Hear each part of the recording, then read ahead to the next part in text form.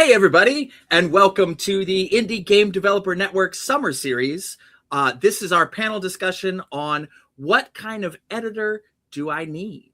My name is Robert Turk. I am a publisher and game designer. I am the founder and owner of Wicked Clever Games, and I have two wonderful guests here with me today, fabulous editors out there in the indie game industry, and I'm going to turn it over to them to introduce themselves, and then we're going to talk for the next hour about editing and why you need one and what it's about and all that fun stuff. All right, so here we go. Go ahead, Satah. Hi, I'm Satah. I use they, them pronouns. I am an editor of text and of audio. I have a couple of podcasts. One is called Folio, that is a multi-guest solo game actual play that sort of weaves together discrete playthroughs of solo games. And then there's This Should Be a Game, which is a game design adaptive media podcast, turning movies into games, chatting with people. I also work at Haunted Table doing operations and a little bit of writing and design, and am just generally sort of around town getting my fingers into people's manuscripts and seeing what happens. You can find me on Blue Sky, episodeofchips.gaygothvibes.online, and my website generally is gaygothvibes.online. I think that is the overview. Yeah, and we'll post those links under the video. Matt will deal with that. All right, and Rachel. Hi, I'm Rachel Savicki. Online, I'm at Rachel Writes Things on Facebook or Patreon, or www.rachelwritesthings.com. I'm a freelance TTRPG writer and editor, as well as a professional game master. I also do project consulting on a freelance basis at this point, and have edited a bunch of other things besides TTRPGs, like a collectible card game and various board games and things like that. So I've had my fingers in various projects. And then on top of that, like I said, I do run TTRPGs professionally as a game master. So I'm able to kind of bring all of that experience together when I'm actually sitting down to look at a manuscript. Awesome. Wonderful. Welcome to you both. I wrote your name down phonetically and I still got it wrong. I'm so sorry. I practiced beforehand. And then the whole, oh no, I'm on camera. And I lost It's a curveball that I throw at people to be mean on purpose. Right. That was my motivation in having that name. There you go. So I have a list of questions to kind of go through for this panel discussion, but one that I didn't write down that I think we should probably address right out the gate is there's an assumption with this panel because it's what kind of editor do I need? Not do I need an editor? Because the answer is yes. Yes, if you are writing, if you are publishing, yes, you need an editor. You need somebody else to look at your work. And so I want to ask both of you, like, briefly, why do you need an editor? Like why do people need an editor? I know my answer as an author and a publisher, but you all are the experts. So why do people need an editor? I think just at a baseline level, very simply, getting another set of eyes on your work, no matter what, is important. It's kind of like how when you're cooking, you stop being able to smell what it is. You need to step out of the house and you come back in, kind of thing. Like, you are immersed in it. You might be filling in gaps that you don't know are still gaps. Human brains love to fill in a pattern. It is it is like a favored top 10 activity of human brains is pattern, fill it in, don't even think about it. And so you might not know that there is something that you haven't expressed that you're thinking that's a great idea that's just not on paper. Someone else can help you do that. And then, of course, you might need somebody who has a very specific set of skills that sounds like you're hiring an assassin, which was not what I meant to lead towards directly, but just, somebody who can catch some stuff that you might not, who might have a little bit more knowledge of general document structure or grammar type things. But really, baseline, someone else just needs to read it, because they aren't in your head and therefore can help you figure out what isn't still. Absolutely. Rachel, anything to add to that? Yeah, I would say that the biggest thing on my side is that you know what you mean when you put the words on the page. And Yes. that doesn't mean that they mean the same thing to the average reader who picks them up. And that might mean that, maybe you use terms that don't necessarily, make sense to the average reader, or maybe just that, like, you've put together your series of words and you know what that series of words is supposed to mean. But the person who picks it up is going to say, okay, but like, what about these edge cases? Um, does Right. does this set of words mean that I can't use this ability over here with this character because of the specific wording you chose? And you really need somebody else to be able to sit down and go, okay, I'm gonna poke holes in everything and make sure that it is absolutely watertight when we're done, which is what our job is as an editor. Um, on top of that, I would say that by working with an editor, you automatically get the benefit of having somebody who has read a whole lot of projects like yours looking at your project. Hmm. So it's not just, did I do the grammar correctly? It's what is common in the industry, and editors are going to be the people who have had eyes on enough things to really be able to weigh in and give you that advice. Yeah, awesome. I as an author, as a fiction author, but more importantly, as a game writer and designer, our job is to convey information to our readers, and they're not in our heads, like you said, right? They and me, I know me personally. I spend so much time with the design, with the game, playtesting and writing and tweaking and doing layout. I don't see my own mistakes because I've seen it in my head so many times.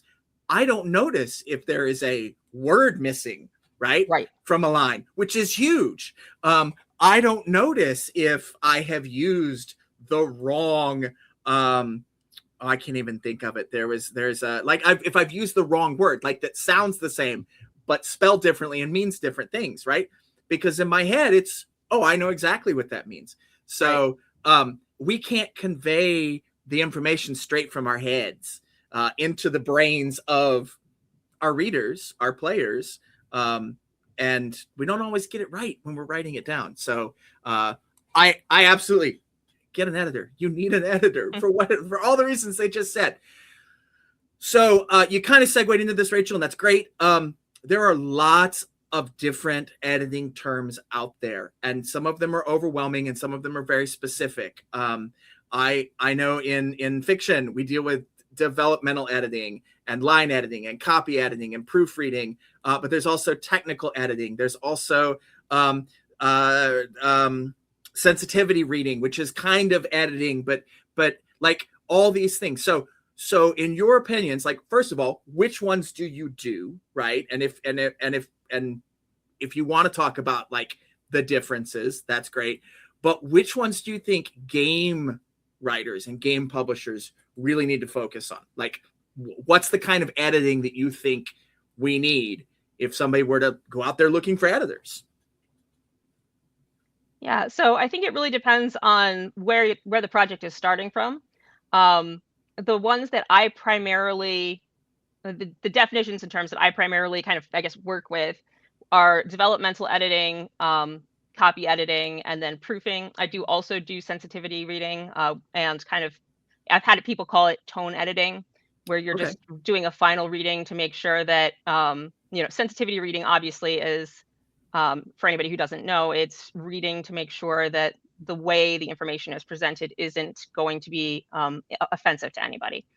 Tone editing is a similar idea, except that it's kind of just to make sure that the information is coming across the way you want it to come across. So that's more like, if you are writing something that's supposed to be lighthearted, does it hit that appropriate voice, and does that voice match throughout the manuscript, especially if multiple writers have contributed? But the three main ones, developmental editing for me with tabletop role-playing games generally means pretty in-depth review of what exactly this module or supplement or whatever actually consists of. Are the pieces that need to be there actually there? Do we need to move sections around? Things like that. So that's very in-depth. Usually, if I'm going to be doing developmental editing, I would want to be in on the project from the outset, from when we're making the outline, before there's actually even a written manuscript. Because that's the point where you can catch things early and say, hey, we need to make a pivot in the structure. Developmental editing is really, I would say, starts with substance and structure. Copy editing is something that I do. And I always ask people when they come to me and say, hey, do you do copy editing? I said, okay, what does that mean to you? What are you looking for? Right, because that's the one that means different things to everybody. That means everything. And so for me, most commonly, that means the manuscript is done. It looks really good. However, it's a review for basically structure, is the information in the right place kind of thing. Not did we write the right material, but did we put it together in a way that's logical? You're also looking at, are the sidebars where a GM would want to find them? Do they contain the information that they're going to need, or do they tell the GM where to, the GM or reader, where to find the information they're going to need? And the copy editing side of things, I very much consider here's the manuscript. Let's take it from the writers think that it is done the way they want it. Let's take it from there to making it sound the best it can sound. And then proofreading is a very last step, where at that point, I'm only reviewing for grammatical errors. So at the point where I'd be jumping in on proofreading, there's either an understanding that I'm not doing that, more complete review. I'm going to check for grammatical errors and we're going to get it out the door. Or I've already been involved with it and we're all very happy with it. It just needs a final, walkthrough to make sure that nothing has slipped through and everything's the way it's supposed to be. And when you say grammatical errors, is that also including spelling and punctuation? And okay. Exactly. Yep. Yeah. All right. Looking for those mistakes. All right. Yeah, I largely agree with that. All of that. I think it's one of those things that it's a little bit porous, the definitions between each. And I think a little bit, especially in TTRPGs, because they are such a strange and beautiful combination of prose writing, narrative writing, and technical documentation. And so a lot of that stuff, the stuff that sort of often falls under developmental structural editing, I have found in my experience that there's a little bit more of that a little later in the game than you might get if you're writing a novel, because it's unlikely that someone will come to you and say, unless something has gone wrong at some point in the process, I think you need this chapter to be before this chapter for this information to be properly conveyed. I have found that is a little bit more active in TTRPGs, because you might just say, hey, the flow of the book isn't matching the flow of play. Right. And this is where editing and playtesting, hey, this is one of the reasons you need somebody who knows how TTRPGs play to edit your TTRPG, is that they can more likely look at the book and say, you are asking somebody to flip to different chapters 5 times during character creation.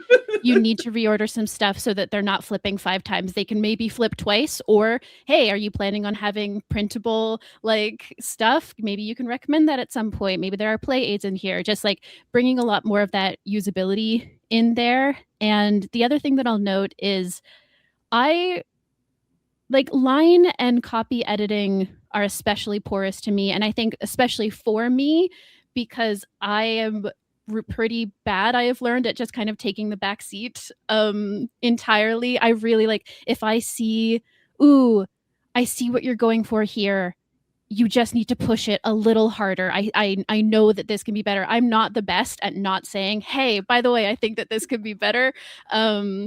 And that isn't always what people are looking for, but I work with people who know that I might do that, and it's great. And so it's really about I think of it as a gradation of the big structural stuff, and then you're going to does this whole book flow together? Okay, do the paragraphs flow into each other? Do the sentences flow into each other? Just piece by piece, making sure that it all works on every level and that things are consistent. That's a really big thing once you get into sort of the more granular copy editing phase for TTRPGs. Consistency in bolding for terms, consistency in capitalizing terms, in reference and that kind of thing, how you are pointing people towards other sections of your book, titles, how lists can be scanned, all of that sort of technical documentation stuff. And then the only thing I would add is that in proofreading, you might also be addressing layout consistency. Like you might have somebody going through and saying, hey, I noticed that this one sidebar, they're normally 4 centimeters from the edge, but this one seems to be 5. Like how granular you want to be with some of that proofing type stuff. It all depends on different people's skills and kind of what they're good at catching at that point. So that brings up a question right there. You both kind of touched on it with proofing. And you talked about, developmental editing early in the process, right? And getting the manuscript. For proofreading, do you all prefer to be the ones doing like a final pass after it's laid out, like after everybody thinks, okay, this is ready to go to print? Or would you rather see it for proofing like in a document format, like a Word document or a Google Doc? Or is it better like, hey, we're seeing it as it's going to finally be presented? Like, is there a preference there? Like, do you typically do one or the other?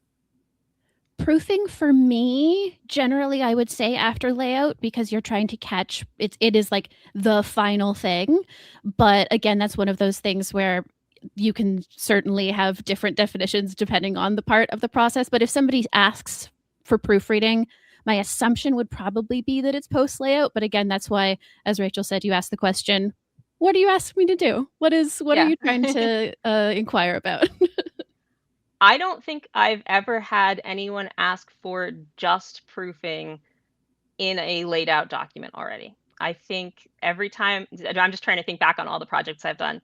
I think every time somebody has come to me just for a proofreading, it has been a final text pass.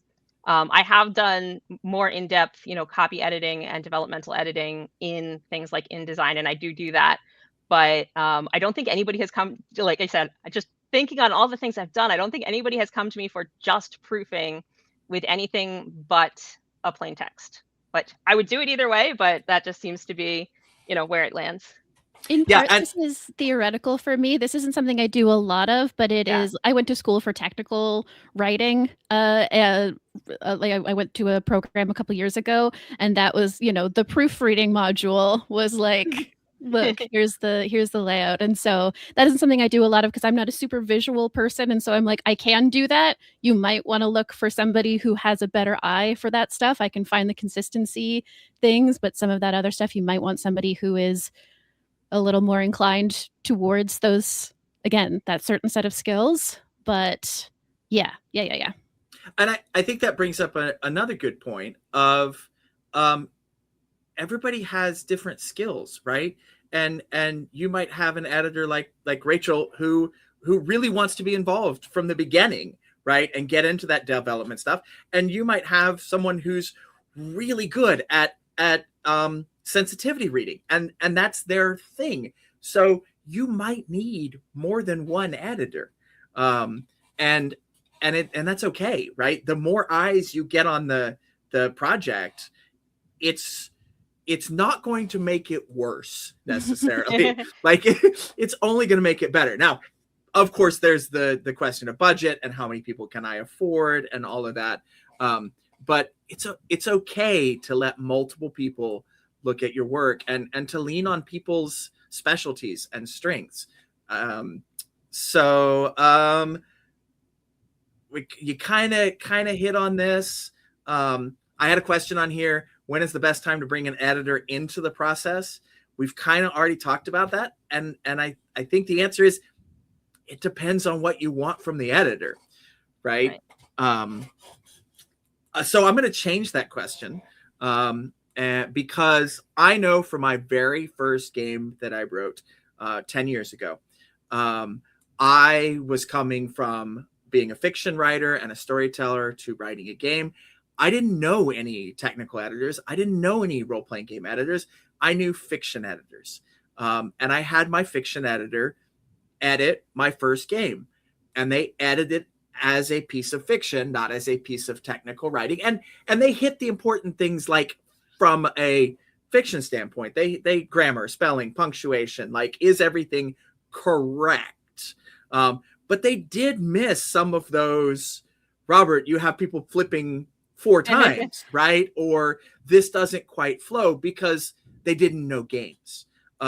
So I think the question is, where should people look for a gaming editor? Like, how do you find people like you to do this thing?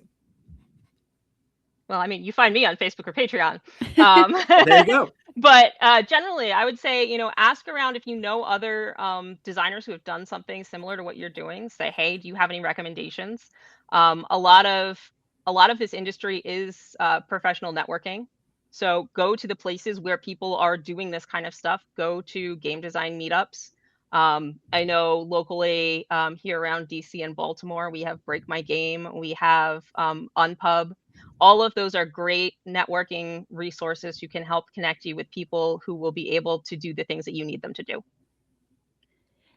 Yeah, I think very that you'll have to do a little bit of searching therein, and if you don't have those local communities, there are a lot of online spaces. Find a TTRPG development Discord of some kind, pop a question in the appropriate channel. Is it, somebody will guide you towards editing services, and just look at the credits of games. People are pretty good at crediting their editors generally, and reach out to those people. And one of the things I've found is that, of course, this isn't universal, but generally in the circles that I run in, at least, people are pretty good at sharing work around to each other. So if you reach out to somebody and they can't do it, or they don't think that it fits their skill set, they are generally pretty good at saying, oh, but here are 5 people that I know who could probably handle this and will help direct you towards somebody else.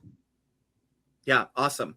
And I'm old. I'm still on Facebook, despite trying to leave it many times. I will say there are Facebook groups out there that are free to join for tabletop designers, tabletop publishers, and everybody that I have met in this industry, both in the indie side and in the big name side. We're all geeks at heart. We all love what we are doing, and we are happy to share information. Like, if somebody asks, oh, who's your artist on this cover? It's not like, oh, no, you can't have my artist. Right. Oh, hire this person. They're awesome. Yeah. Same with my editor. Like, Robert, who do you know in the editing? Oh, I know these people. Hire them. And actually, as part of the Indie Game Developer Network, now you have to be a member to access our Discord, but we do have channels on the Discord that are very specifically for this. Like, people asking questions of, hey, I need an editor. Hey, I need a sensitivity reader. Hey, I need an artist, whatever it is. This is my game. Who do you know? And I mean, you'll get everybody on there. Like, oh, I worked with this person. I love them. I worked with this person, right? Nobody ever says I worked with this person and I hated them. Don't hire them. Yeah. Right? But it's a great resource for, you don't know what you don't know, but other people do. I mean, they know. That's your network, people. So thank you. Yes, hire these 2. They're awesome. And if they can't do it, right, you'll say, oh, but this person I know. So let's see. So we kind of hit on some of this. So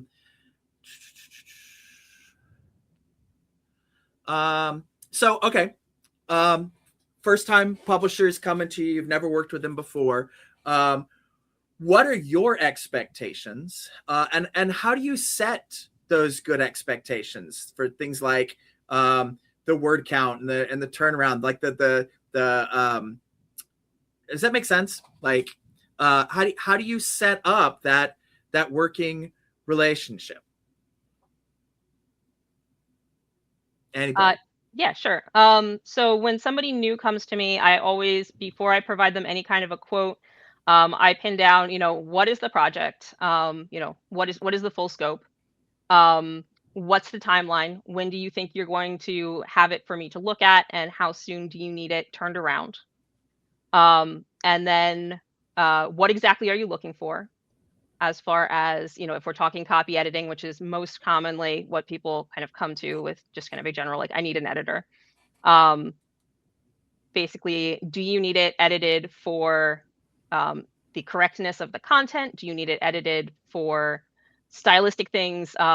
Or are you just, kind of looking for somebody to go through and, do a very high level, make sure that it makes sense kind of pass? I do always ask if there are stat blocks, because that can be a huge time sink, depending on if they are included and what they expect you to do with them.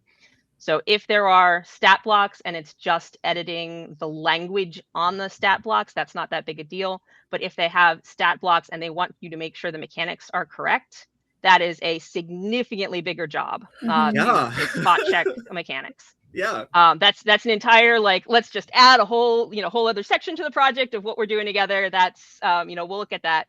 Right. But need to be very clear on that. I also make clear, especially if it's a first time that I'm working with this person or they're a first time writer, that my editing pass is one editing pass, and I will spot check any revisions if there's something that really needs a second look. But it's not something where I'm going to go through and, do a whole second read through. You're not getting a second proofreading pass after I do my editing pass, unless you want to pay for that, in which case we can add that to the contract, Yeah. But so all of this is very much, it's a menu. We'll put on what you need, but we'll be very clear about what's included and what's not. I also, I always make clear that, hey, if you told me that you would have this for me to look at and start working on such and such a date, and you don't, my date doesn't stand at the end either. I can't keep my date if you don't keep your date. And then I always ask for a sample of 2 to 3 average pages of what you think it's going to look like when you're ready to hand it off before I provide a quote. So I'm very clear that means these should not be your best 3 pages. They should not be your worst 3 pages. They should probably be a random 3 pages in the middle of something that you feel like is done. I don't want you to go through and polish it up before you send it to me, because you're not going to do that before you send the whole manuscript to me. But I do need to see that as a starting point. And I also make very clear that if you send me your best 3 pages and then you send me the rest of the manuscript and it's not of the same polish and caliber, that we may have to revisit. And so it's kind of a hard line thing to have to say to somebody you're talking to for the first time. But I also make it very clear that, like, hey, this is setting up our relationship. I want to be able to give you what I promised to give you. And in order to do that, we need to be very clear that we're all starting on exactly the same page. So yeah, absolutely. Yeah, pretty much what I look for. That's a really good idea. I think I'm going to start to do that. Other than the ingenious sample idea, which I am lifting immediately, that sounds similar. I think that my rates tend to be pretty standard. I don't deviate from them a lot, but that's also in part because I probably have been lucky to just work with a lot of people where I haven't felt the need to go, okay, I'm actually going to need to up this one because this is happening or whatever, So, yeah, I will similarly ask about expectations, set expectations, timelines. I also personally emphasize, especially when I'm delivering a manuscript that is edited up, I tell everybody I am a very chatty editor. If you open this document and you see 400 comments, it's okay. Yes. That is probably a good thing. Like, because first of all, 300 of them are me saying comma, right. comma, right. Whatever. But also, if I really like a sentence, I'm going to highlight that sentence and I'm going to write banger, banger, banger, banger, banger. Like if I am, you should actually generally be more worried if there are not very many comments, because that means that there was something that was so big that I had to be like, okay, so I really feel like I can't tackle this section right now because you need to address some of this stuff. So come back to me. We can reevaluate what this is going to look like and that kind of thing. I also, for my personal expectation setting, say similarly, I'm going to do the one pass. I am chatty. I have a tendency to write questions. Like I might say, is there any chance that this sentence, this feels like what you're saying, I think you want to be saying this. Could you express this in a different way? Is there any way that you could bring this in to tie it together, whatever? And so it's a little conversational. And so it is okay to respond to me, and we can have those conversations. I just generally say, like, send me one email with 100 questions, not 100 emails with one question each. And I often prefer talking synchronously through video if we can, just to be able to read each other's tone a little bit, because it is an emotional process having your work edited. And it's nice when we can like connect and understand that I'm not yelling at you. I'm not saying, hey, your work sucks. I'm just saying you missed a semicolon, and that's fine. And so I will also say, like, if at some point when you are doing revisions, I am happy to schedule a 45-minute call to address a bunch of stuff. You get one, and then we can start talking about consulting rate, that kind of thing. But yeah, just trying to set all that stuff up top. And as Rachel said, like, it does feel intimidating, especially if you are a first-time publisher. But I try to stress to people that, like, this is good. We want to have all of this set up now, even if it is kind of intimidating and feels a little like sterile and corporate or strange to like have it really laid out cleanly. This is a boon to our relationship because it means we will have fewer misunderstandings in the future. And that means that we actually can have a much healthier working relationship, even if it feels kind of scary right now. And I know that that's hard. Again, it is a big feelings process, and I really, really want to be sort of like tied into that. I'm never going to pretend that it's just easy to sort all of that out, because it is weird and unnatural sometimes to like do the contracty stuff, but it's important. It helps down the line, and it makes sure everybody knows what they're getting into as much as possible. Absolutely. Wonderful answers from both of you. I think I will also add one more thing before we kind of put a cap on that. And that is that when I have those initial conversations with new writers or publishers, I also, especially with indie writers, always emphasize that it's on you to give me the manuscript in the best form you can. Mm-hmm. Yes. Because, people get stressed. People think, oh, I just want to get it out the door. I would rather, you take an extra day and we push things back a couple days, and you send me something that is more polished than that you hand me something where I'm just going to have to flag an entire section and say, sorry, you missed, this is confusing for XYZ. Send it back to me when you've rewritten it. Because that feels terrible to everybody. Right. Yes. Yeah. On those lines, there was one thing I wanted to hit on, especially for new publishers, new designers working with an editor for the first time. The editor's there to help you. Yes. Right. Yeah. They're not there to tell you whether your writing is good or bad. They're there to make it the best it can possibly be. And to get a quality product out that other people can play. Right. So you got to kind of approach it from that standpoint. You're going to get feedback that you don't want to hear sometimes. And if all your editor does, in my opinion, because I had an editor like this for a fiction book, if all they do is tell you the things you did right, you have wasted your money. You got to know the stuff you did wrong too. The editor that I work with, I have now a gaming editor that I have worked with for 6 or 7 projects in a row. So we have a very strong working relationship, but he knows, like you said, banger, banger, banger. He will highlight something if he's like, Robert, this is perfect. Don't change it. I love it. And I'll get maybe 5 or 6 of those in a 256 page book. And the rest is going to be comma, comma, comma. It's going to be, I have no idea what you're trying to say here. Like, rethink this. And then because I have worked with him for so long, we can have many conversations, often in the comments of Google Docs, right? Of, well, this is what I'm trying to do. And a little bit of that back and forth. But he's still a one-pass guy. Like, I'm not going to write the thing, get a bunch of notes from him, rewrite it, and say, okay, did I fix all of that? Which you get that a lot in new fiction writers. You also, Rachel, touched on, you got to send your editor the best possible copy of the work so they can do their job. Now, maybe when you're talking about a developmental editor helping with the outline and the very early stage of the game, obviously you don't have anything yet. Right. I'm a little weird in that, at least in the indie industry, I have been told, I play test the heck out of a game. I play test it for a solid year with multiple groups, send it away, get feedback from other people. So when I hand it off to my editor, I think the game is done. It is in the best possible place I can get it. It's not done. I know that. But it's gone as far as I can. I've printed it out. I've proofread it. I've done everything I can possibly do so that the editor can then actually find the issues and fix them.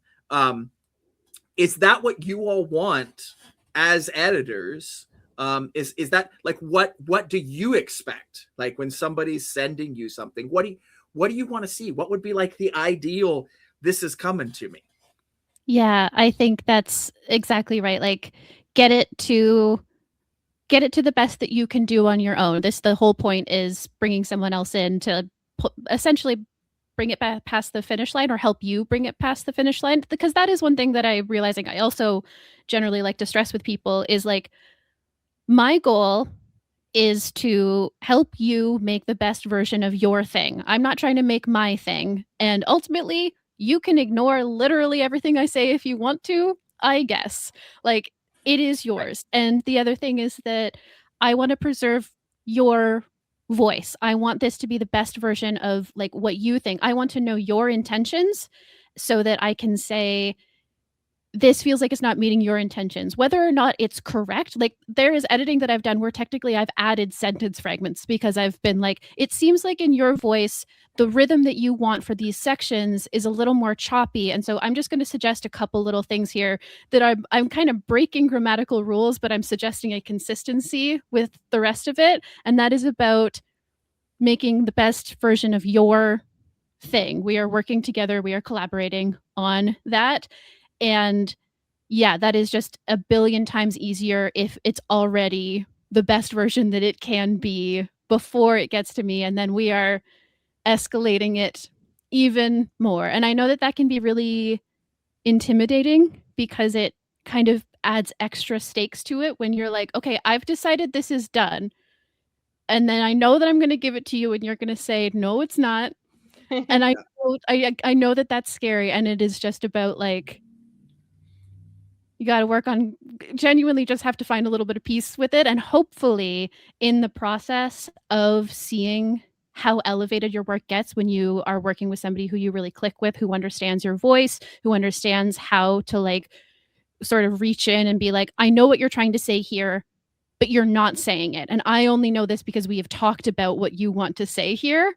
You need to express it in this way so that other readers can understand that. Once you see how like elevated your work gets with that, I think that some of that tension does get alleviated because you're like, okay, right, this is just part of the process. This is just how this works. It's going to be fine, but it is okay if that is kind of scary. I think that a good editor will have the soft skills to, you know, not just terrify you by sending you a really mean, weird document. Yeah, I would say, so Robert, I think you probably go above and beyond what I would expect most writers and publishers to have done before they send something to me as an editor. But I think I probably work with a lot of creators who probably have less resources and time to throw at their projects than you probably do. I also have started moving away from saying, I want you to have it, I want you to feel like it's done. Because, so first of all, perfection will never actually happen for anybody's game. It could always be better. There's always more you could do. Mm-hmm. But perfection is the enemy of actually getting things out the door. Mm-hmm. And yes. So I have leaned towards saying, I want you to have it editor ready. And then our next goal is release ready. And it never has to be done. You can always come back and revise it after you've released it. You can do an updated PDF or whatever. But for something to be editor ready, I would say like you don't necessarily have to have play tested it, for me at least. But if you're saying that it is editor ready, you have read through it, you have written it to the best ability that you can, and you have gone through and done your own proofread pass before you send it my way. I had one creator once who sent me something where like it was clear that they had just gotten to a point and decided that they were frustrated and they knew that it wasn't editor ready and they sent it out the door. And that just creates an awkward situation for everybody, because then I have to go back and say, well, I'm not going to rewrite your section for you. Right. But this needs another look. So my expectation is that you've taken a deep breath. You've gotten past that frustration if you hit it. You've given me the best draft that you can put together. And then oftentimes, just in order to kind of streamline conversations, if I see something where it needs a revision, a lot of times I'll put a comment in that says, you know, one alternate way to do this sentence might be, and you know, give an alternate sentence, and then say, feel free to use this, or feel free to use something like this, and you know, let me know if you have any questions or thoughts, or you want me to take a look at another, you know, another attempt at this particular sentence or two. Yeah. So yeah, I think you both said something there that I find super important. This is what I tell my kids. This is what I tell young writers and designers that I mentor. Just because you have typed to the end and hit that last period, that is not the moment where you email it to the editor. You both said go back and read it. You have got to go back and read through at least once your manuscript. And I'll say I'm a little bit different here as well. And this is changing for younger generations, but science has shown that we do not read as well on a screen as we do on a static object, like a piece of paper. So I used to print all my books out and go through and read them right on paper. That wastes a lot of paper. I got an e-ink tablet like that I can mark on. So because it's not moving like an LCD screen. So it's in the same part of your brain that would read regular paper text. And it is amazing how much stuff I will catch on the paper version that I did not see on my screen, on my Google Docs or my Word document or even a PDF. Like once it's in a different space, and maybe that's all it is you've moved it to a different space, you catch more. So go through and read it, please, before you send it. I will also add a tip as a writer, and that's that like I'm not going to go so far as to print anything out. But for my final read through on anything that I write and I'm sending out the door, if at all possible, I like to, like if I finished it up one afternoon, at least leave it until the next morning to do my read through, at least do an overnight. And then I actually have found it really helpful to do it at a different place in my house. So I have a couple different workstations around my house. So if I've been, you know, typing at my desk, then when I finally get to doing my reread, I'll do it, you know, on my laptop on the couch, or I'll do it at my standing desk across the room, or, you know, something else. Yeah. And it's actually been helpful.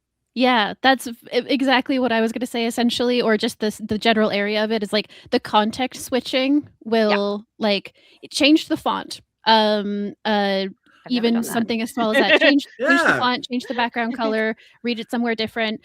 For some people, for me, one of the things that I really like to do, read it out loud. Like just sort of trick yourself into interacting with it in a different way, and you might start finding some of those things, and that's really helpful. Even I think it's similar in some ways to the playtesting thing. The more work that you do on getting your manuscript to a specific place, to getting it editor ready, your editor can put their energy towards other parts of it, because there's always going to be something. There just is. This is the nature of creation. It cannot be finished. There is always something.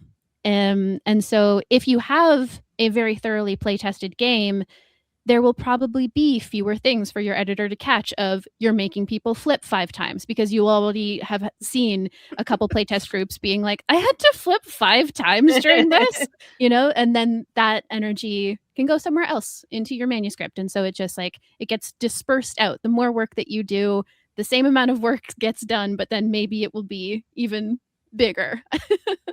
Absolutely. You gave my absolute favorite piece of advice there. Read it out loud. Other writers hate, and I know that's a point of privilege. Like I have a quiet place where I can read it out loud. Like if you're writing in a public library or something, you don't really have that. Although libraries have changed, so Yeah. you probably could. You can. Right? You can Just You get a can. pretend quiet you're room. live streaming. Yeah. So, but that's a huge one. And now, granted, I was a traditional out loud storyteller before I became a writer for fiction, before I became a game writer. So, but there is very much a value to hearing what you have written and how that processes. All right. Y'all are awesome. Thank you so much. We're not done, but y'all are awesome. Thank you. So we're mostly talking about tabletop role-playing games. Like that's what I write. That it sounds like that's a lot of what you all edit. Are there particular quirks for editing tabletop role-playing games? What about card games or board games? Like, have you done that? And is there a different approach that you might take to that? Like, I can imagine, like, if you had to edit Magic the Gathering or something, you've got all these little cards with little tiny text on them, and it's not quite the same as editing a book, right? So talk about that a little bit if you can. Yeah, so I've actually done one of those, but I'm going to start with the TTRPG side of things, and then I'll jump into the everything else side of things. So with TTRPGs, the biggest thing that I would flag as a difference from like editing in fiction or writing in fiction is that you're going to have what I call canned text, which are these phrases that signal to the user exactly what's going to happen next. So it's things like anytime you go into a block that the GM is supposed to read aloud, give the trigger sentence of when the characters enter the secret sanctum, read the following aloud, : and it's always when XYZ, then read this aloud. Yes. And the same thing goes for a lot of mechanics throughout, any kind of TTRPG. You want to lean into those kind of canned pieces of text because they make it easier for the user, the reader or player, and they make it easier for the editor to know exactly what's supposed to happen and when. TTRPGs are also very unique in that, like, they do have that requirement to have everything in the right place, so you don't have to flip to the appendix 7 times. And I would say, so going from there into other types of games, I have edited a collectible card game. And that was unique in that there are a whole lot of keywords and key phrases. So all of those pieces of canned text that I mentioned for TTRPGs are basically the building blocks that go on every single card. So they have to be over the top consistent. They have to mean exactly the same thing every single time you see them, and they have to be short and sweet. And where possible, if you can abbreviate them with a symbol, that's even better. But the flip side of the same coin is that you have to not put too many symbols and symbols and keywords into your game. So it's a balancing act, but it does require some very, very careful review to make sure that everything is absolutely uniform. With board games, you're going to have a rule book, same thing with the CCG, that's going to put all of your rules together. And those honestly kind of feel very similar to me to the kind of editing that you would do in a TTRPG, because you are very much setting out the rules that you're going to play by in the same kind of logical fashion that you would do. But especially with board games, tabletop games, it is incredibly, incredibly crucial and valuable to have visuals, to have pictures of these are the components we're talking about. When I say this is the card and I want you to go find the sun symbol, here's a picture with an arrow that points to exactly what we're talking to. This is the thing right here. Yeah. And you need to have those pictures in places where they make sense. So again, none of the flipping back and forth. And they need to be clear, and it needs to be very, very easy for somebody who knows absolutely nothing about what you're talking about to pick it up from ground zero and quickly understand what they're supposed to do. Yeah, absolutely. That's so interesting what you were saying about the card games. You're sort of participating in the like building of a visual language when Yes, you're that's a doing great way to that. put it, yeah. That's really cool. And I love the point about you sort of at a certain point have to say like you have made up too many words in the new language. Put Use some the back. other language. That's awesome. I love that. Yeah, we actually had to do that. We hit a point where I was like, nope, we chose too many keywords, put some back. Yeah, I think TTRPGs have they feel very much like editing technical documentation to me. It's the consistency, those canned phrases that you're saying. It is making sure that your sentence structure is helpful. So that's sort of what you were saying about the triggers, like when X, do X. Like, yeah. If you have a list of things, don't bury the subject at the end. You need to make things like scannable, referenceable. The subject, the verb need to be really obvious up top. It's about there's a very clinical arrangement of things that is about maximizing the utility of it. That is, I think I referenced this before. The thing that is unique to me about TTRPGs is the combination of that with the voicey, poetic, prosaic narrative stuff, that you're getting both, and that as much as possible you want them to talk to each other. Like you don't want it to be just a beautiful poem and then a completely cold list of here's what you do, though you might want a reference sheet that does that. But so it's about finding how do we have both, and how do we make them feel coherent? How do we use repeated phrases, or how do we use certain types of language to make it consistent, even if it is doing two different things? That is sort of the big challenge of the entire medium. And again, why you need somebody who knows how to edit TTRPGs. Because an editor can help you get to that, right? I mean, that's part of it.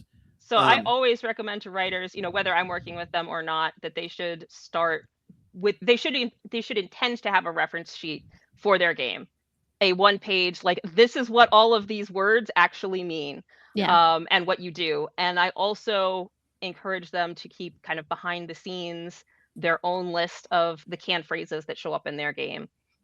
If I'm consulting on a project on an ongoing basis, I help them build that as we go along, and we'll just have a shared Google Doc that's okay, every time you trigger a text box, this is the sentence before it.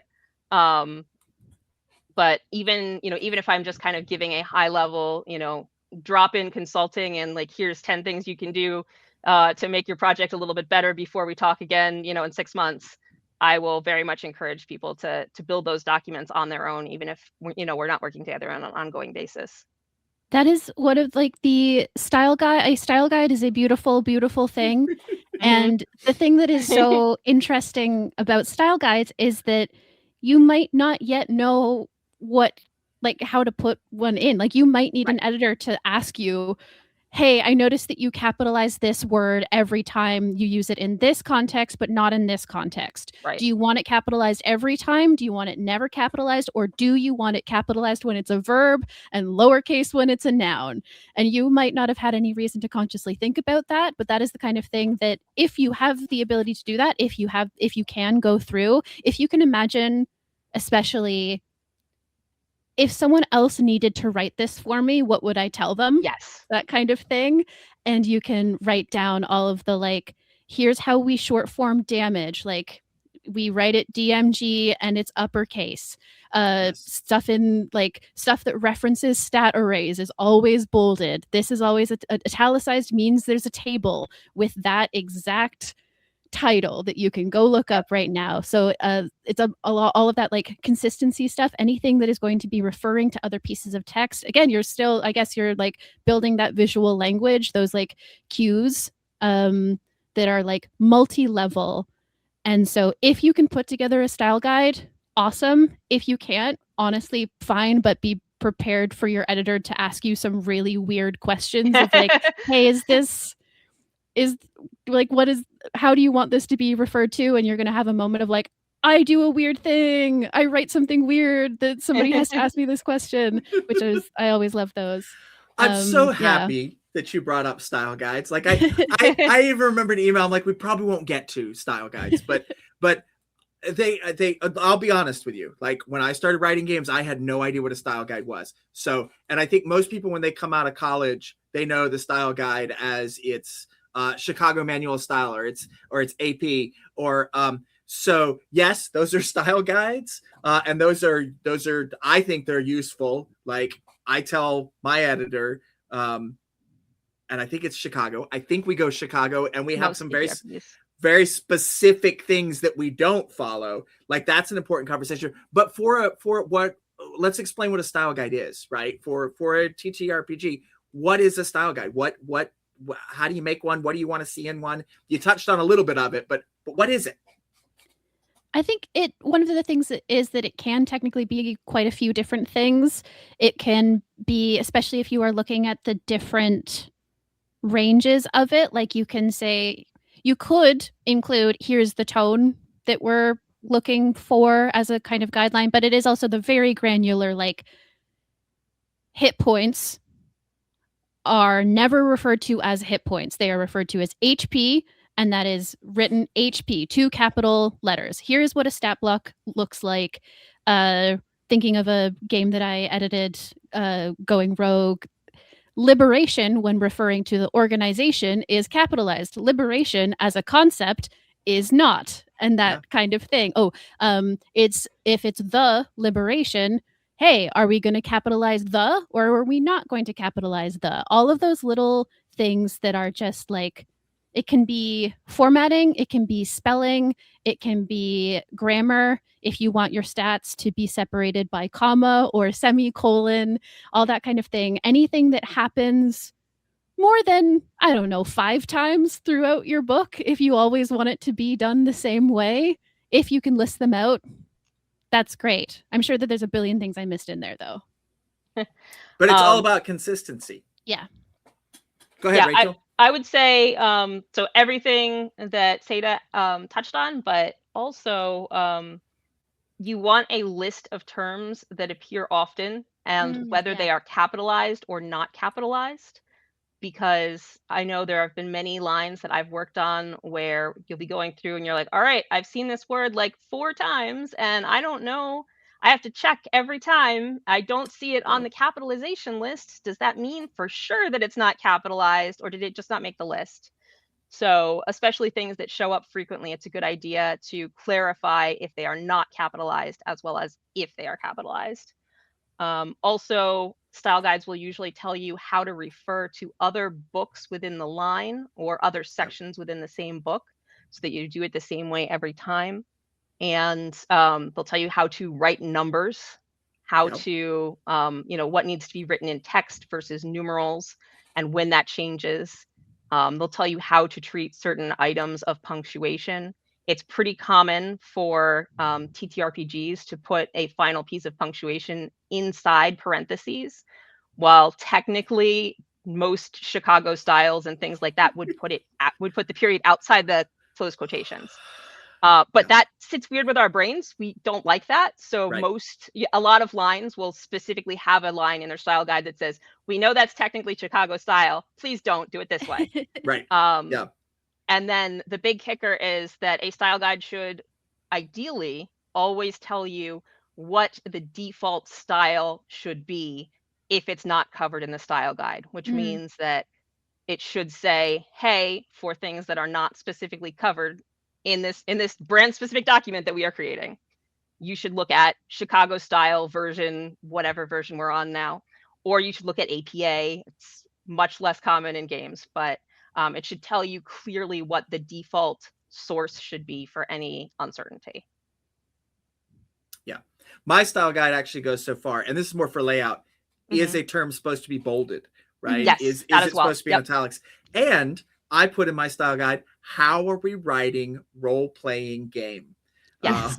Because there are many different ways to write role-playing game, and they're all correct, but you want it to be consistent through your entire document. You don't want to use all 4 styles of doing that. And things like Game Master. And Game Master, right. And one thing I do want to emphasize again, like, this is not something that is strictly necessary if you are like a first-time author who is looking for an editor. Like, it is unlikely that you will be sort of like turned away in shame if you don't have a style guide. It is just something that will help. It will help. It might help you. It might help you recognize some stuff about your writing. You can be more consistent. It will mean that your editor has something to work on rather than asking those questions, which again just means that they can apply that energy elsewhere. That it's just like keeps it consistent, makes it a little bit easier for everyone.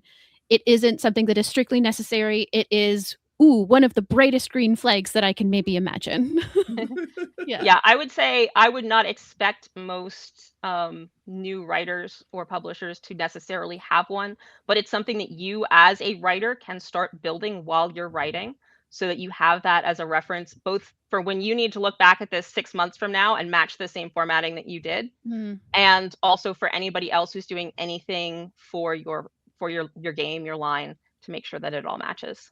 Yeah, that's actually something that is the style guides in TTRPGs are kind of also a really cool community document, like, or they can be, they don't have to Yeah. be. But if you have a game that is the type that can have a community of people who are going to be making third-party material for it, if they're going to be making supplements, modules, adventures, new playbooks, whatever, if you're encouraging people to hack your game and sort of like get involved in it, Right. being able to just host your style guide so that people can reference it and have a little bit more coherence with your stuff and kind of like build a community language around it is awesome. And that is something that like, so it is a multi-use document that just sort of can provide a lot of different utilities. Yeah. And I think if you're intimidated about that as a first time publisher, designer, writer, something I tell a lot of folks is go look at other games. Like go look at other things in the style that you're writing and see what they do and take notes, right? That obviously they're out there, they're published. If you see something you like, copy it. That's okay. Not like if you see somebody's cover, take it. No, but if you see something you like stylistically, copy it, do it. There's a reason they did it. It might work for you.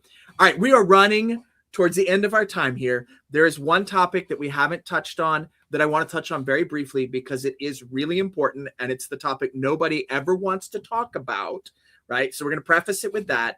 And the topic is money, right? So how much does an editor cost? And I know that's a huge question, right? But like coming into it as a I've never had an editor before, what is somebody looking at as a financial investment? How do you get to that point? Like what, because y'all got to get paid, right? So what does something like this cost?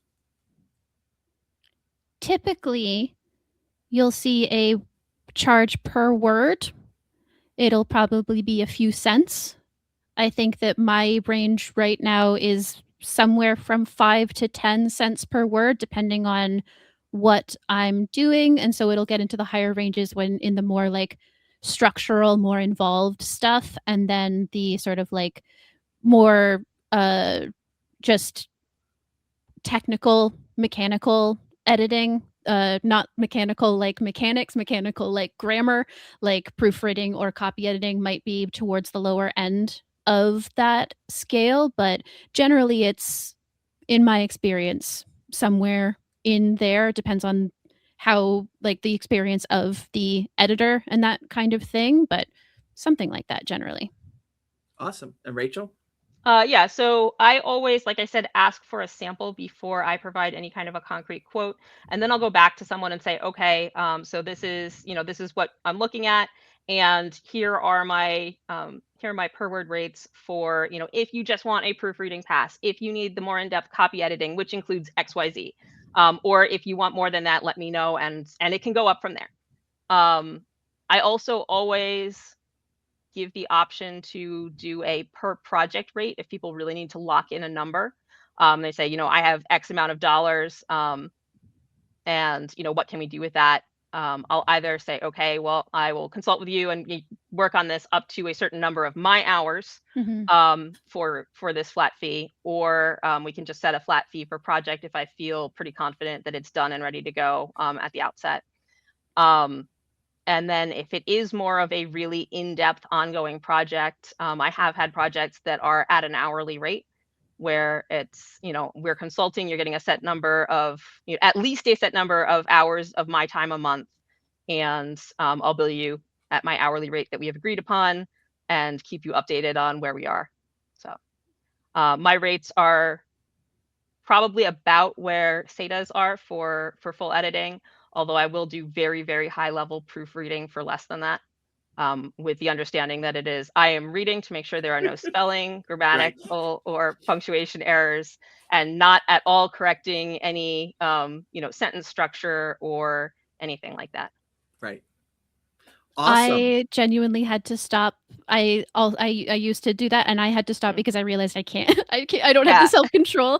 It isn't a service that I can offer. I can't It's very do it. difficult It's because hard. it's going to go out the door with your name on it. So like you Yeah, want it exactly. to look good, It's scary. Right. Yeah. And I'll say that's pretty normal. I work for a fiction editor, for a fiction editing company, not as an editor. I work as an administrator, sending out bills and stuff and scheduling, but they have dedicated proofreaders that's all they do is proofreading, because it's what they're really, really good at, is spotting those, and they don't do the other editing, right? And the other editors, they don't want to do the proofreading because they're going to spend way too much time, and that's not what's being asked for. So that's pretty common, like to have a separate proofreader, at least in the fiction world, and it's a good idea in the TTRPG world as well. We are basically out of time, so thank you all so much. I do have one more question. If for some reason people watched to the very end of this video and just forgot everything we said, what is the one thing you really want people to take away from this? And it could even be, this is my website, hire me, we'll talk. But what do you really want people to take away from this panel that we just had? Whoever. Editing is a menu service. We can do as much or as little as you want. Reach out, start the conversation. You do need an editor of some sort before something goes out the door as finished. And yeah, if you want to talk about it more, I'm glad to do so either via my Facebook or Patreon, which is at Rachel Writes Things. down there. Editing is important. Getting another set of eyes on your work is important.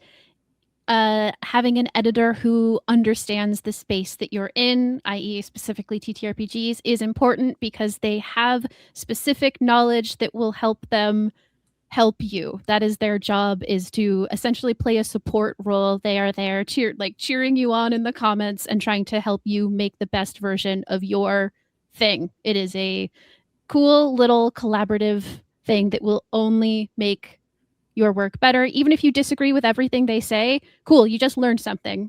Awesome. Yeah. But you probably won't, because they'll probably be really good and really right.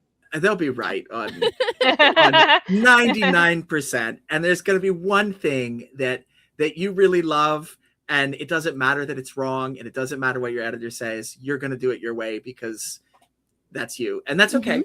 Just listen to them for the 99% of everything else. Right.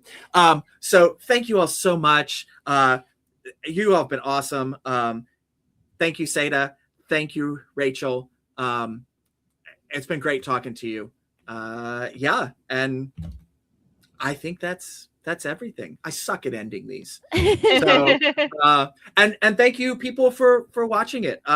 Check out the Indie Game Developer Network, IGDN. There's a whole summer series videos on all sorts of stuff about publishing and getting your game out there. So this has been our panel discussion on editing and what kind of editor do you need. So I hope you got something cool out of this. Check out their websites, like, please, and get an editor. So thank you. Bye. Thank you. Bye.